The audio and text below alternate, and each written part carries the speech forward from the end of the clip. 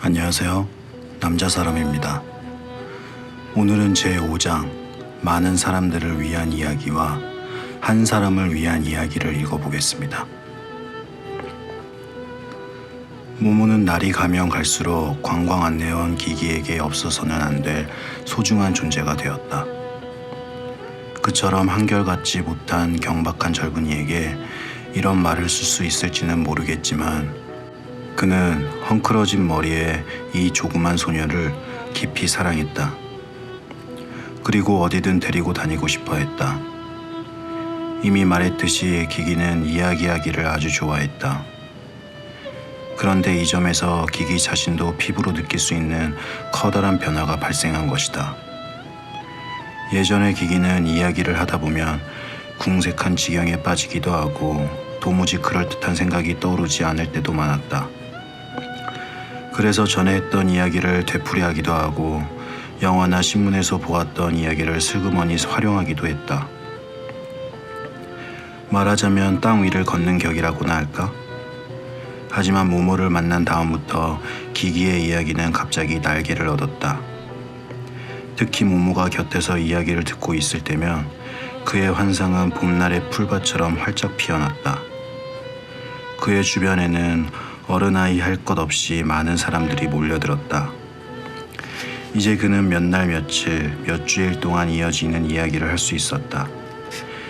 기발한 착상이 샘물처럼 끊임없이 쏟아나왔다. 상상의 나래가 자기를 어디로 데려갈지 알 수 없어서 기기 자신도 자신의 이야기에 귀를 기울일 정도였다. 어느 날 여행객들이 원형 극장을 둘러보러 왔을 때에 그는 다음과 같이 이야기를 시작했다. 그때 모모는 조금 떨어진 돌계단 위에 앉아 있었다.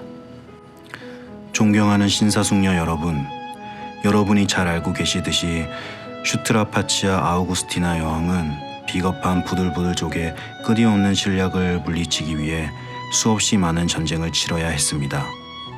또 한 번 부들부들족의 공격을 물리친 여왕은 끊임없이 귀찮게 구는 이들의 공격에 몹시 화가 났습니다. 그래서 부들부들족의 크삭소트 락솔루스 왕이 금붕어를 바치지 않으면 쥐새끼 한 마리 남겨두지 않고 모두 몰살시키겠다고 엄포를 놓았지요. 신사숙녀 여러분, 그때 이 나라에서 금붕어를 아는 사람은 거의 없었습니다. 하지만 슈트라파치아 여왕은 한 여행객을 통해서 크삭소트 록술러스 왕이 다 자라면 황금으로 변하는 조그만 물고기를 갖고 있다는 이야기를 들었던 것입니다. 여왕은 이런 희귀한 물건을 꼭 손에 넣고 싶었습니다. 크삭소트 락솔루스 왕은 속으로 쾌재를 불렀습니다. 왕은 진짜 금붕어는 침대 밑에 숨기고 여왕에게는 보석으로 치장한 수프 접시에 아기 고래를 담아서 보냈습니다. 금붕어가 좀 작을 거라고 생각했던 여왕은 보내온 물고기가 너무 커서 조금 놀랐습니다. 하지만 크면 클수록 더 좋지. 여왕은 스스로에게 이렇게 말했습니다. 물고기가 크면 더 많은 황금을 얻을 수 있으니까요. 그런데 이 금붕어는 금빛을 조금도 띠지 않아서 여왕은 조금 불안해했습니다. 하지만 크삭소트 락술루스 왕의 사신은 물고기가 다 자라야 금으로 변하지 그 전에는 그렇지 않다고 설명했습니다. 따라서 물고기의 성장을 절대 방해하지 말아야 한다는 것이죠. 사신의 말을 들은 슈트라파치아 여왕은 안심했습니다. 아기고래는 하루가 다르게 쑥쑥 자랐습니다. 그만큼 엄청난 양의 먹이를 먹어치웠지요. 하지만 슈트라파치아 여왕은 가난하지 않았기 때문에 이 물고기는 양껏 먹고 뚱뚱보가 되었습니다. 어느새 스프 접시는 물고기에게 너무 비좁게 되었습니다. 크면 클수록 더 좋지. 슈트라파치아 여왕은 그렇게 말하며 물고기를 목욕탕 욕조로 옮기게 했습니다. 하지만 어찌나 쑥쑥 자라던지 얼마 안 가서 욕조에도 들어갈 수 없게 됐어요. 그래서 물고기를 여왕님의 수영장으로 옮겼죠. 옮기는 일만 해도 벌써 아주 번거로운 일이 되었습니다. 물고기가 황소만큼이나 무거웠거든요. 물고기를 옮기다가 한 노예가 미끄러졌는데 글쎄 여왕은 그 불행한 노예를 사자밥으로 던져주라고 명령했지 뭡니까? 물고기는 여왕에게 전부나 다름없었거든요. 여왕은 매일 몇 시간이고 수영장 가장자리에 앉아서 물고기가 자라는 모습을 지켜보았습니다. 그리고 많은 황금을 생각했습니다. 잘 알려져 있듯이 여왕은 아주 화려한 생활을 하고 있었기 때문에 황금이 아무리 많아도 부족했거든요. 크면 클수록 더 좋지. 여왕은 이렇게 혼잣말로 중얼거렸습니다. 이 문장은 누구나 따라야 할 원칙으로 공표되었고 녹쇠판에 새겨진 모든 공공 물건에 내걸리게 되었습니다. 결국 여왕의 수영장도 물고기에게 너무 비좁아졌습니다. 그래서 슈트라파처 여왕은 여러분이 지금 보고 계신 이 건물을 짓게 하셨지요. 지금은 무너졌지만 예전에 이 건물은 거대한 원형 수족관이었습니다. 물고기는 맨 가장자리까지 물이 채워진 이 수족관에서 비로소 편안하게 몸을 쭉 펴고 헤엄칠 수 있었지요. 여왕은 낮이고 밤이고 저기 보이는 저곳에 몸소 나와서 거대한 물고기가 황금으로 변하는지 지켜보았습니다. 아무도 믿을 수 없었거든요. 노예도 친척도 믿을 수 없었습니다. 누가 물고기를 훔쳐갈까봐 여왕은 항상 마음이 조마조마했지요. 저기 앉아서 눈도 붙이지 않고 물고기를 지켜보던 여왕은 걱정과 두려움으로 하루하루 야위어갔습니다. 하지만 물고기는 황금으로 변할 생각은 눈꼽만치도 없고 철벅거리며 신나게 헤엄치고 다녔습니다.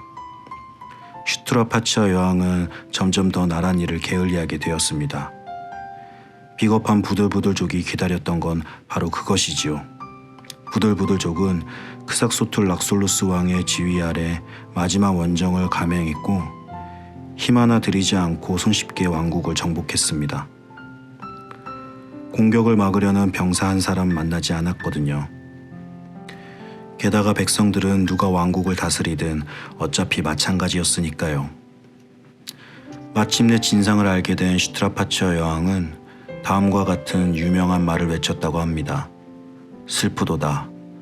오, 나는 다만. 유감스럽게도 그 다음 말은 전해지지 않았습니다. 하지만 여왕이 이 수족관에 몸을 던져 모든 희망을 앗아간 물고기 곁에서 세상을 하직한 건 확실합니다. 크삭소툴 락솔루스 왕은 승리를 축하하기 위해 고래를 잡게 했고 온 국민이 일주일 동안이나 고래 구이를 포식했다고 합니다. 신사숙녀 여러분, 이 이야기에서 남의 말을 너무 쉽게 믿으면 어떤 결과를 맞게 되는지 배우셨겠죠? 기기는 이 말을 끝으로 안내를 마쳤다. 깊은 감동을 받은 여행객들은 폐허가 된 원형 극장터를 외경심을 갖고 둘러보았다. 다만 한 사람이 미심쩍어하며 이렇게 물었다. 그렇다면 그 모든 일은 언제 일어난 것입니까? 대답이 국에서 당황했던 적이 한 번도 없던 기기는 이렇게 대답했다. 잘 알려져 있듯이 슈트라파치아 여왕은 고대의 유명한 철학자 노이오지 우스와 같은 시대에 살았습니다. 의혹을 제기했던 사람은 자기가 고대의 유명한 철학자 노이오지 우스가 어느 때 사람인지 모른다는 사실을 인정하고 싶지 않았다. 그 사람은 이렇게도 말했다. 아, 그래요? 고맙습니다. 여행객들은 모두 아주 만족했고 이번 관광을 정말 유익했다. 옛 시대를 이렇게 생생하게 재미있게 설명한 사람은 만나보지 못했다 하고 칭찬했다. 이 대목에서 기기는 공손하게 책 모자를 내밀었다. 여행객들은 감동의 대가로 아끼지 않고 돈을 내모았다. 심지어는 의혹을 제기했던 사람까지도 동전 몇 개를 책 모자에 던져 넣었다. 더욱이 기기는 모모가 온 다음부터는 한 번도 같은 이야기를 되풀이한 적이 없었다. 그는 같은 이야기를 또 하는 것은 너무 지루하다고 생각했다. 모모가 청중 가운데 섞여 이야기를 듣고 있으면 그는 자기 마음속에서 수문이 열리듯 새로운 이야기가 끊임없이 용솟음치며 쏟아져 나오는 듯한 느낌을 들었다. 깊이 생각할 필요도 없었다. 오히려 언젠가 미국에서 여행 온 두 기부인을 안내했을 때처럼 이야기가 너무 황당해지지 않도록 스스로를 억제해야 할 정도였다. 그런 기기가 귀부인들을 혼비백산하게 만든 이야기를 들어보기로 하자. 존경하는 부인, 아름답고 자유로운 미국에서도 잘 알려져 있듯이 붉은 왕이라고 불리는 잔인한 폭군 마르크 센티우스 코무누스는 일찍이 전 세계를 자신이 뜻대로 바꾸어 보려고 했습니다. 하지만 무슨 일을 해도 사람들은 도무지 달라지지 않고 여전히 똑같은 모습으로 남아있는 것이었습니다. 화가 난 마르크 센티우스 코무누스는 노년에 이르러 미치광이가 되었죠. 부인들도 아시겠지만 옛날에는 그런 병을 치료하는 정신과 의사가 없었습니다. 그래서 폭군이 미쳐 날뛰도록 그냥 내버려 둘 수밖에 없었지요. 마르크 센티우스 코무누스는 기존의 세계는 차라리 내버려 두고 아주 참신한 세계를 만들자는 생각을 하게 되었습니다. 그래서 지구와 똑같은 크기의 천체를 만들고 그 위에 집과 나무, 산과 바다와 냇물과 강을 비롯한 모든 것을 지구에 있는 것과 똑같은 모양으로 만들라고 명령했지요. 당시 지구에 살고 있는 전 인류는 일을 하지 않으면 사형에 처한다는 엄한 명령에 못 이겨 이 엄청난 작업에 참여할 수밖에 없었습니다. 사람들은 우선 거대한 천체를 놓고 받침대를 만들었습니다. 여러분이 보고 계신 이곳은 바로 그 받침대의 폐허입니다. 그 다음에 지구만한 크기의 거대하고 동그란 천체를 만들었습니다. 드디어 천체가 완성되자 지구에 있는 모든 것을 쏙 빼닮은 모형들을 만들었습니다. 그런데 천체를 만드는 데는 아주 많은 재료가 필요했지요. 그런데 그 재료를 구할 때라고는 지구밖에 없었습니다. 그래서 천체의 크기가 점점 커지는 만큼 지구는 점점 더 줄어들게 되었지요. 글쎄 새로운 세계를 만들기 위해 옛 지구에 남아있던 조약돌 하나까지 몽땅 옮겨왔으니까요. 당연히 사람들도 몽땅 새로운 천체로 이사올 수밖에 없었지요. 옛 지구는 다 써버렸거든요. 마르크 센티우스 코무누스는 엄청난 공사를 벌인 보람도 없이 결국 모든 것이 옛날 그대로라는 것을 알고는 옷자락으로 얼굴을 가리고 떠나버렸습니다. 어디로 갔는지는 아무도 모른답니다. 보세요. 무너지긴 했지만 지금도 알아볼 수 있어요. 깔때기처럼 움푹 들어간 이곳은 옛 지구의 표면이 놓여있던 토대입니다. 그러니까 모든 것을 거꾸로 생각하시면 되는 겁니다. 미국에서 온 예민한 노부인들은 얼굴이 헬쑥해졌다. 한 부인이 물었다. 그러면 그 천체는 어디 있나요? 기기는 이렇게 대답했다. 지금 그 위에 서 계시잖아요. 오늘날의 세계가 바로 그 새로운 천체예요. 예민한 두 노부인은 기겁해서 비명을 지르며 달아나 버렸다. 기기는 할 일 없이 책모자를 내민 꼴이 되었다. 하지만 기기는 아무도 없는 곳에서 꼬마 모모에게 이야기를 들려주는 것을 제일 좋아했다. 모모가 옛 이야기를 가장 좋아했기 때문에 기기가 들려주는 이야기는 주로 옛 이야기였다. 하지만 속에는 거의 언제나 기기와 모모가 등장했다. 그 이야기는 두 사람만을 위한 것이었고 기기의 다른 이야기들과는 아주 달랐다. 모모는 나직한 목소리로 부탁했다. 얘기 하나 해줄래? 좋아. 누구 얘기를 할까? 모모랑 기롤나무 얘기가 제일 좋아. 기기는 잠깐 생각하더니 이렇게 물었다. 제목은 뭐라고 하지? 요술겨울 이야기 어때? 기기는 생각에 잠겨 고개를 끄덕였다. 그럴듯한데? 그럼 어떤 얘기인지 들어볼까? 그는 모모의 어깨에 팔을 두르고 이야기를 시작했다. 옛날에 모모라는 아름다운 공주가 살고 있었단다. 공주는 예쁜 옷을 입고 세상의 저 위쪽 눈 덮인 산꼭대기 무지개색 유리성에서 살고 있었지. 모모 공주는 갖고 싶은 건 모두 가질 수 있었어. 최고급 음식만 먹었고 최고로 달콤한 포도주만 마셨지. 비단 침대에서 잤고 상아로 만든 의자에 앉았단다.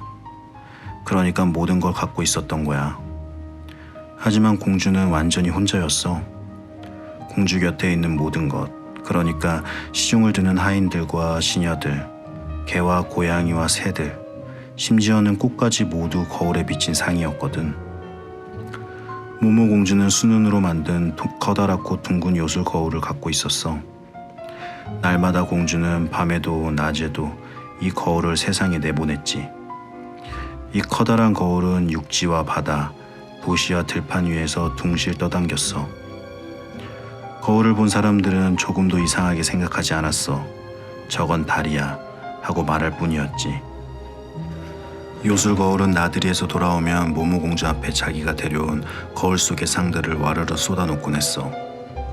그 중에서 예쁜 것, 재미있는 것도 있었지만 미운 것, 지루한 것도 있었지.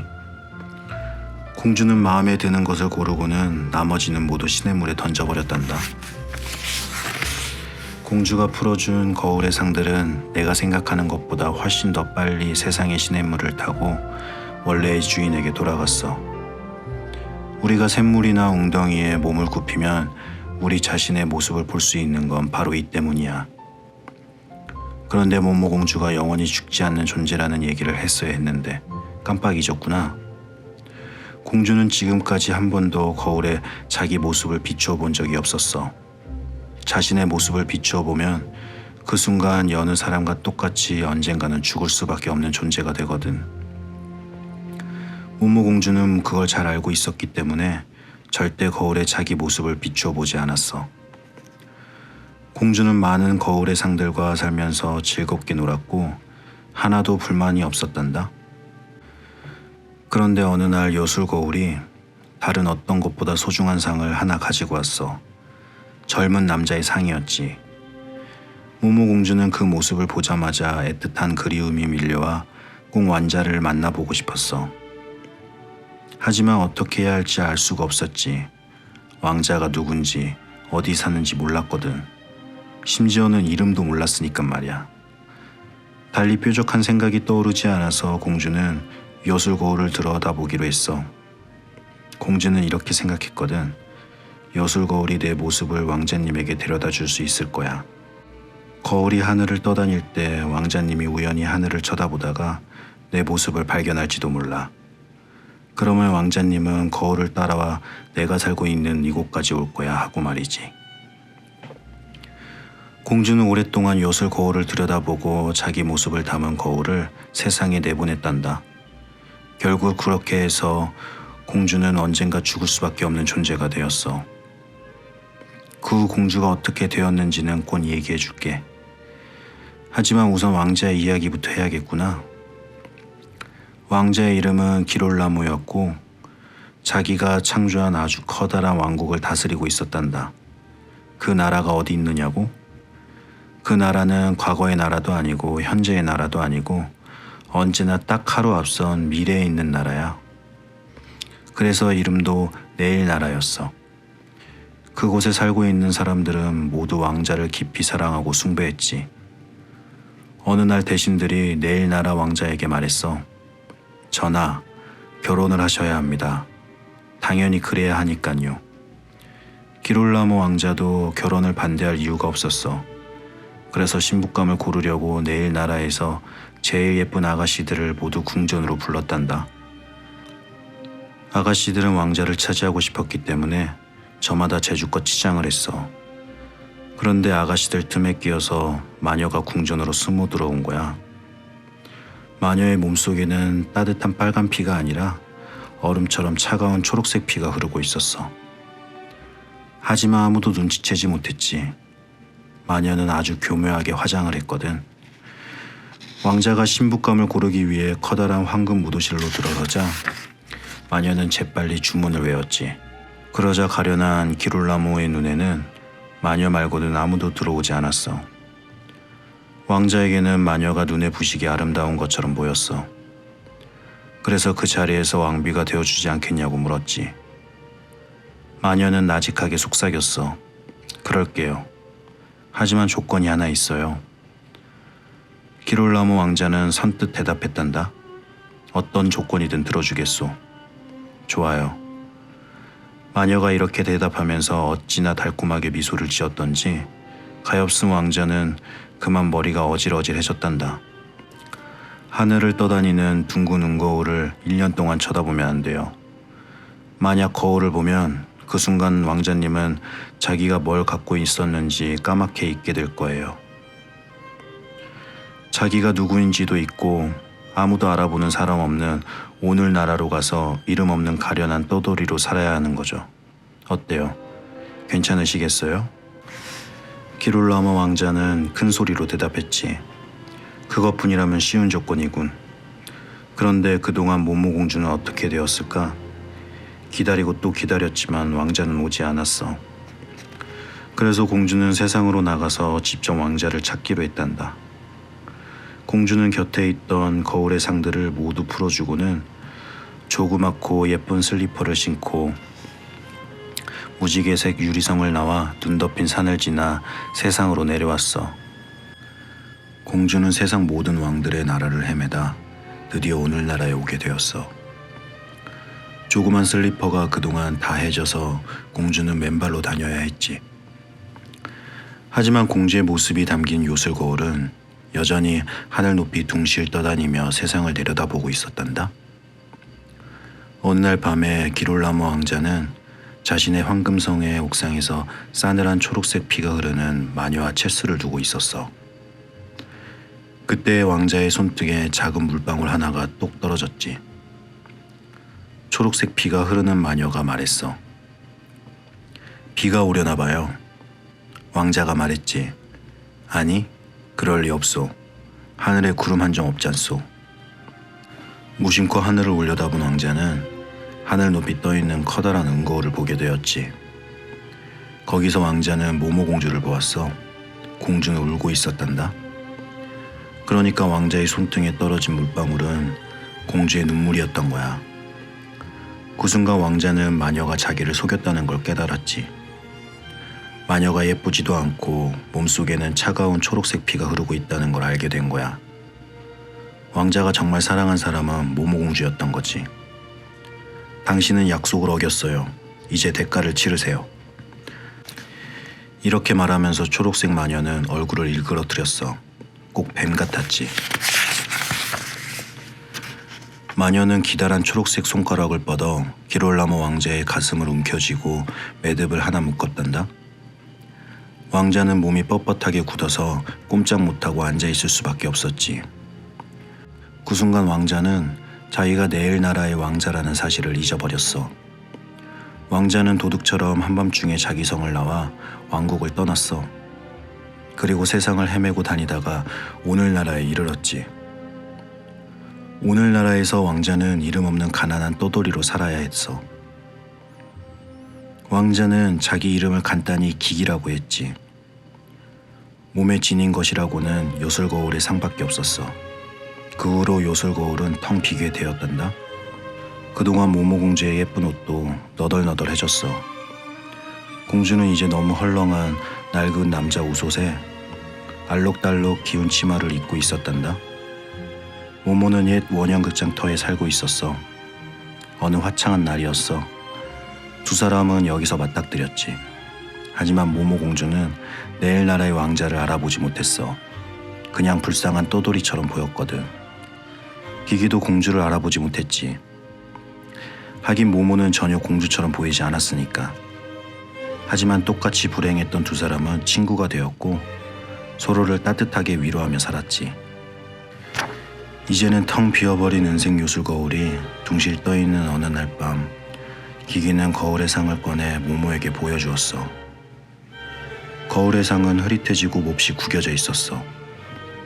하지만 모모공주는 그것이 저 옛날 자기가 세상으로 보냈던 자신의 상이라는 걸 알아보았고 가난한 떠돌이 기기가 자신이 그동안 애타게 찾아 헤맸던 기롤라모 왕자라는 걸 깨달았지.